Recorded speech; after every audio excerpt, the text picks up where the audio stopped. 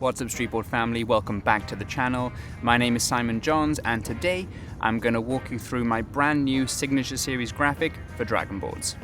So first things first, I want to give a big shout out to Jack Johnson, who did this graphic for me. He did a fantastic job. It came out exactly how I wanted, and he was an absolute pleasure to work with.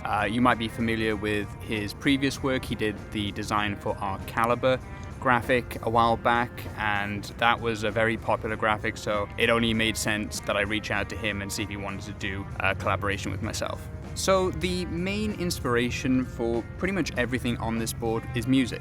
Back in around 2010, I believe, I was introduced to a band called Amon Amarth, and the first song I ever heard from them was Twilight of the Thunder God. Apart from it being a fantastic song, once I started looking into the lyrics, I was introduced to this creature called Jormungandr, which, not to get too deep into Norse mythology, is the world serpent, one of the sons of Loki, and kind of like the arch rival to Thor. Nothing too deep or meaningful, I just found that idea of this like giant kaiju serpent just awesome, and that's kind of just always stuck with me in the back of my mind. So fast forward to present day, where I'm listening to like maybe Spotify or Apple Music or whatever, and I'm getting recommended songs to my metal playlist. One of the bands that came up was Brothers of Metal, and they had a song called Power Snake, which was also about Jormungandr. And in that song, they mentioned the name Stormfiend, and then also the Wingless Dragon. And I thought that is amazing, because Jormungandr is a snake, like Snakeboard, but they also consider him kind of a dragon as well. So I just thought that was fantastic, and then the name Stormfiend just felt appropriate for this graphic, which is like its unofficial name. It's just the signature series, but in my mind, this is the Stormfiend graphic. So keeping in the theme of Norse mythology, I decided to go with a runic style font for the dragon logo, both on the front, on the foot plates, and then also on the bottom graphic as well.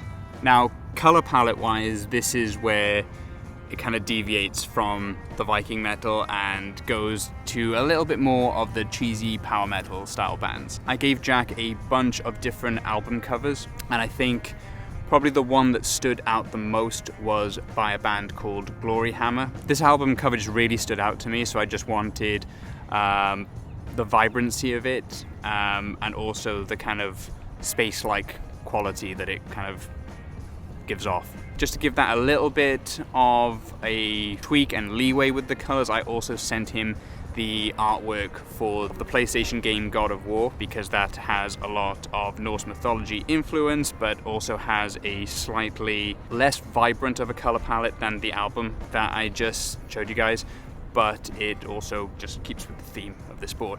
And that's kind of like how the background came to be, with all the kind of galaxy-esque backdrop to Jormungandr in the middle, and then a lot of the pale blues kind of came from the God of War color palette, and it's, you know, a mixture of all those things put together. Now, the way Jormungandr is portrayed on this board is in that of the snake eating itself. There's no reason for this in particular on this board. I just wanted something that was clean and not taking up too much space. I know it's a massive focal point on the board, but it's not kind of spread out into all different directions. It's just focused in the middle, and it just, I think, gives an overall cleaner look to the board.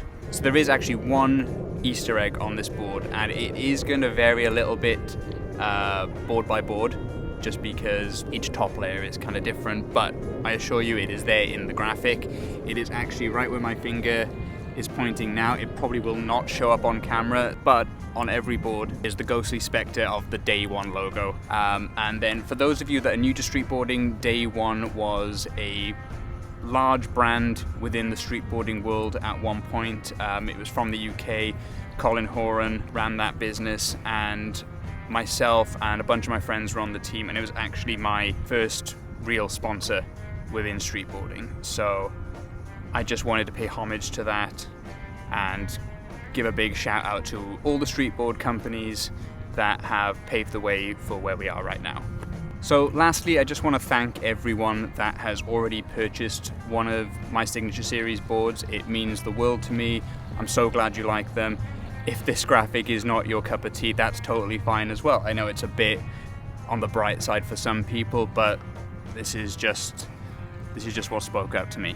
Thank you guys so much for watching today. If you're not already, don't forget to hit the subscribe button and the notification bell, and we'll see you in the next one. Peace out.